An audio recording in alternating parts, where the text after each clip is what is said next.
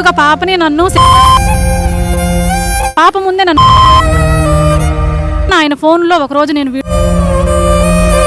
నేను పాప పేరు మహాలక్ష్మి. నేను 2014లో వివాహం చేసుకున్నాను. నా మొదటి భర్త నుంచి 2019లో పాప పుట్టిన 2-3 నెలలకే విడిపోవడం జరిగింది. అది పెద్దల సమక్షంలో విడిపోయాము. విడిపోయిన తర్వాత నుంచి 7 సంవత్సరాల నుంచి నేను మా అమ్మ వాళ్ళ ఇంట్లోనే ఉంటూ జాబ్ చేసుకుంటూ హెల్త్ డిపార్ట్మెంట్లో ఆరోగ్య శాఖలో నేను జాబ్ చేసుకుంటూ 5 సంవత్సరాల నుంచి నేను పాపను చదివించుకుంటూ ఆత్మకూరు గ్రామంలోనే నివసిస్తూ ఉన్నాను.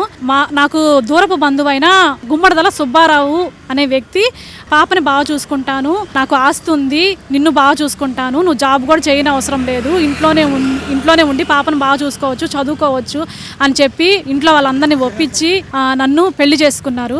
7 సంవత్సరాల తర్వాత నేను పెళ్లి చేసుకుందామని నిర్ణయించుకొని పాప పెద్దదవుతుంది కదా, పాపకంటూ ఒక జీవితం కావాలి అనే ఉద్దేశంతో నాది సెంట్రల్ గవర్నమెంట్ ఆ జాబ్ని కూడా ఏప్రిల్ 1వ తేదీ రిజైన్ చేసి ఏప్రిల్ 30వ తేదీ పెద్దలందరి సమక్షంలో ఆత్మకూరుకి పెంచులకోన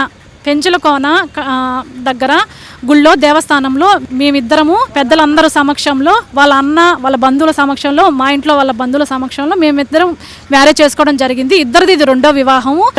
ఆయన పెళ్లికి ముందు నాకు ఒక పెంచుకున్న కూతురు ఉంది, అమ్మాయి కూడా పెళ్లి అయిపోయింది, 3 పిల్లలు అని చెప్పారు. అమ్మాయికి నాకు ఎటువంటి సంబంధం లేదు, అమ్మాయికి బంగారం ఇచ్చేసాను, ఫ్లాట్ ఇచ్చేసాను, ఇంకా అమ్మాయి అయితే ఏం రాదు, ఇప్పుడుండే ఇల్లు ఫ్లాటు అన్నీ నీకేను నీ బిడ్డకి అన్నీ అని చెప్పి ఒప్పందం కుదుర్చుకొని పెళ్లి చేసుకోవడం జరిగింది.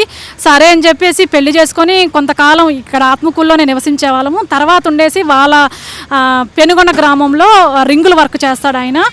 చేస్తే అక్కడికి బతుకు తెరువు నిమిత్తము అక్కడికి వెళ్ళాము. అక్కడికి వెళ్ళిన తర్వాత నుంచి ఆయన వయసు 54 సంవత్సరాలు.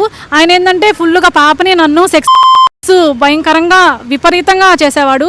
నన్నే అనుకుంటే పాప ముందే నన్ను పిలవడము, పాప ముందే నన్ను చేయడము, అన్ని రకాలుగా నన్ను హింసకి గురి చేశాడు.